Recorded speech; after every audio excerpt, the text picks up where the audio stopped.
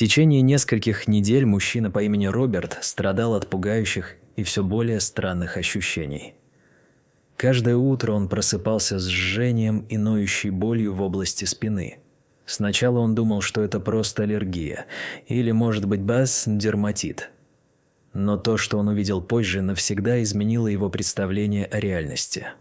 Роберт жил в старой квартире в пригороде Бергене, Норвегия.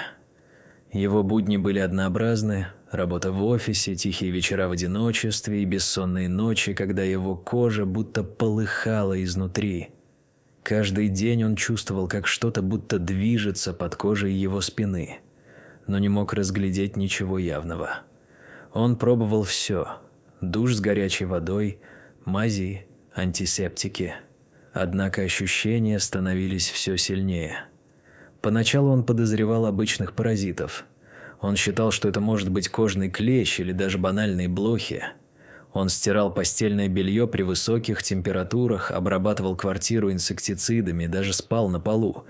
Но чувство ползания не исчезало. После особенно тяжелой ночи.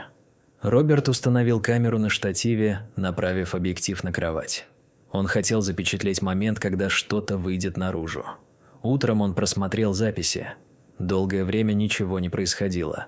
Но примерно в 3 часа ночи одеяло слегка приподнялось, и Роберт заметил еле уловимое движение под своей кожей в районе лопаток.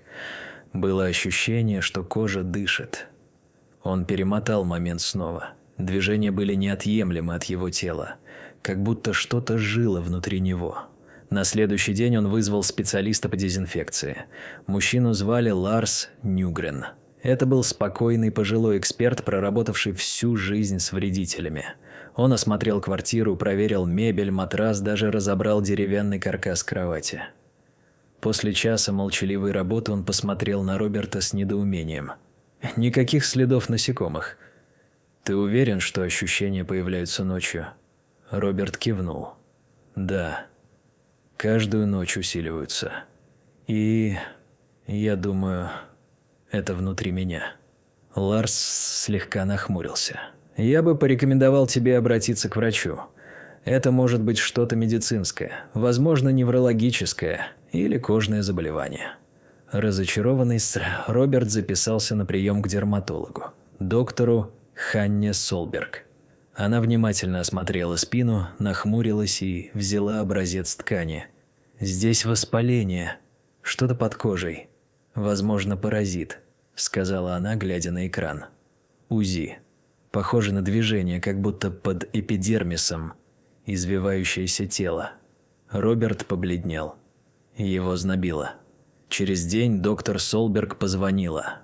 Биопсия подтвердила наличие инородного биологического элемента. Это не опухоль и не аллергия. Это живое существо. Я рекомендую вам немедленно обратиться к паразитологу или энтомологу. Так Роберт попал к доктору Тору Эйдсволлу, специалисту по паразитам, который участвовал в исследованиях редких видов организмов, занесенных в Европу с импортом. «Вы уверены, что это началось после переезда в эту квартиру?» – спросил Тор, листая бумаги. Роберт кивнул. «Я переехал 3 месяца назад. Купил кровать на распродаже в антикварном складе. Возможно, вы принесли нечто необычное», – пробормотал Тор и отправился вместе с Робертом на осмотр квартиры. С помощью специального оборудования он взял пробы с мебели, пыли и даже со стен. Когда он заглянул под обивку спинки кровати, его лицо изменилось. «Я нашел нечто», – сказал он сдержанно. «Возьму это в лабораторию. Но готовьтесь к худшему». Роберт почти не спал в ту ночь. Ужас усилился. Утром он обнаружил, что спина опухла, и в центре лопаток кожа пульсировала, как будто изнутри что-то тянется наружу. Телефон зазвонил. Это был Тор. «Приезжай немедленно. Я должен тебе показать это лично».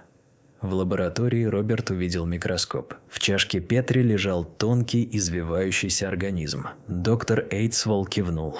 Это Оксерхачис дермата.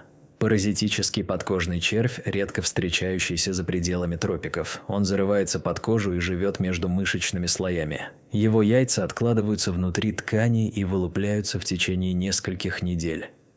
То есть во мне змея? Выдохнул Роберт. Почти.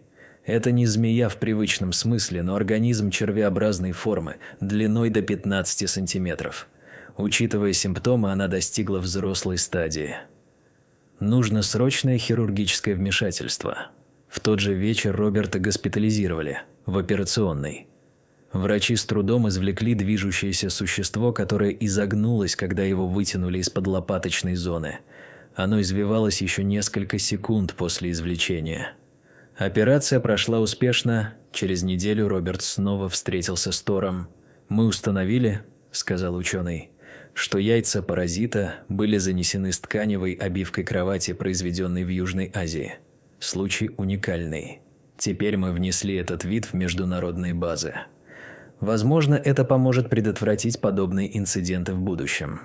Дорогие зрители, как вы считаете, стоит ли уделять больше внимания происхождению предметов интерьера?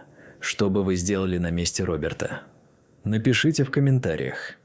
И если вам понравилась эта история, поставьте лайк и подпишитесь. До встречи!